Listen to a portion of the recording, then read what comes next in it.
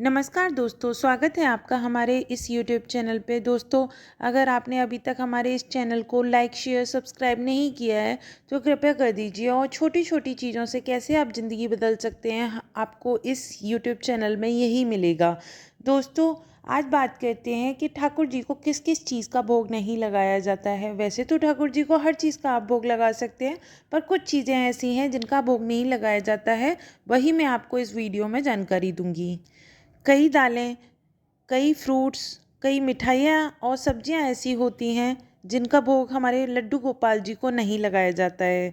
तो सबसे पहले हम बात करते हैं लहसुन और प्याज का भोग हमारे कान्हा जी को क्यों नहीं लगाते हैं। दोस्तों, बताया जाता है कि एक भूमासुर राक्षस था जिसका वध किया गया था, उसका गला काटा गया था।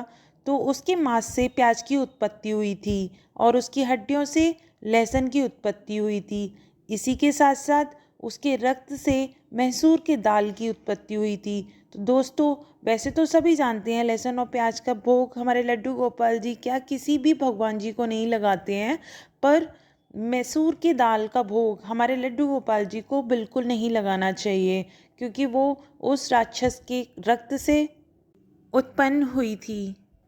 अब बात करते हैं फलों में। तो दोस्तों, फलों में जामुन का भोग कभी भी लड्डू गोपाल जी को नहीं लगाना चाहिए।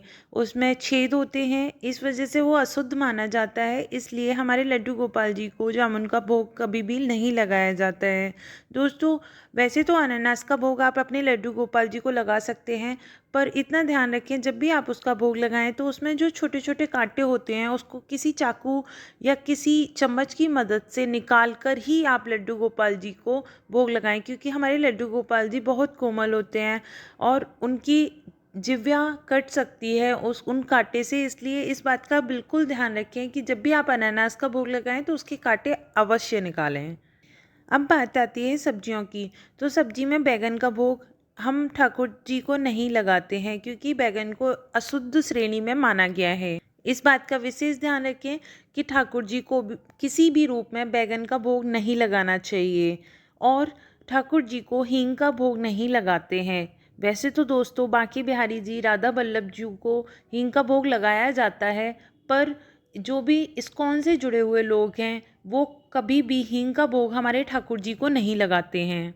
अब बात करते हैं गाजर की। दोस्तों, बताया जाता है कि जो लोग एकादशी का व्रत रखते हैं उस दिन ना तो वो गाजर को ग्रहण करें, ना ही वो अपने घर में बनाएं और ना ही लड्डू गोपाल जी को उसका भोग लगाएं। बताया जाता है कि गाजर को अशुद्ध माना गया है, इसलिए वो कभी भी हमारे लड्डू गोपाल जी को उसका भोग नहीं लगाते हैं।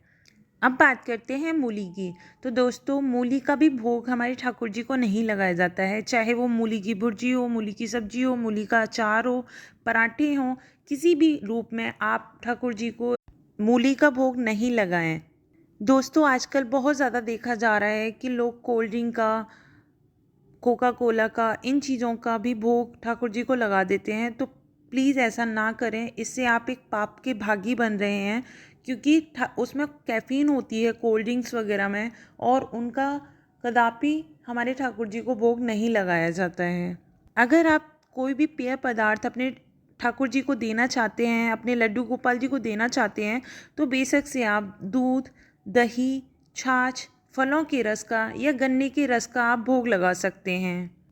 अब बात करते हैं कि कौन सी मिठाई का भोग हमारे लड्डू गोपाल जी को नहीं लगाया जाता है। दोस्तों, वैसे तो हमारे लड्डू गोपाल जी को सारी मिठाइयाँ बहुत पसंद है। लड्डू गोपाल जी बहुत ज़्यादा मिठाई खाने के शौकीन रहे हैं, पर एक ऐसी मिठाई है जिसका भोग हमारे लड्डू गोपाल जी को नहीं लगता है, वो है चांदी के वर्क वाली मिठाई। दोस्तों, चांदी का वर्क चमड़े के ऊपर रख के पीट पीट के बनाया जाता है, इसलिए वो अशुद्ध माना जाता है। तो कभी भी भूल कर चांदी की वर्क वाली मिठाई का भोग अपने लड्डू गोपाल जी को मत लगाइए। ठाकुर जी को चाय कॉफ़ी का भी भोग नहीं लगाया जाता है, क्योंकि इसमें कैफ़ीन होता है। जो मशरूम आता है उसकी भी सब्जी का भोग हमारे ठाकुर जी को नहीं लगाया जाता है। इसके अलावा सोया की बड़ी और सोया की चाप की भी भोग हमारे लड्डू गोपाल जी को नहीं लगाया जाता है। आशा करती हूँ दोस्तों आपको मेरी दी हुई जानकारी समझ आई होगी। अगर फिर भी आपकी मन में कोई सवाल है, कोई उलझन है, तो हमें कमेंट बॉक्स में ज़रूर बताइए। मैं पूरी कोशिश करूँगी आपके सवालों का जवाब देने की। तब तक के लिए धन्यवाद। मिलती हूँ आपसे अगले वीडियो में।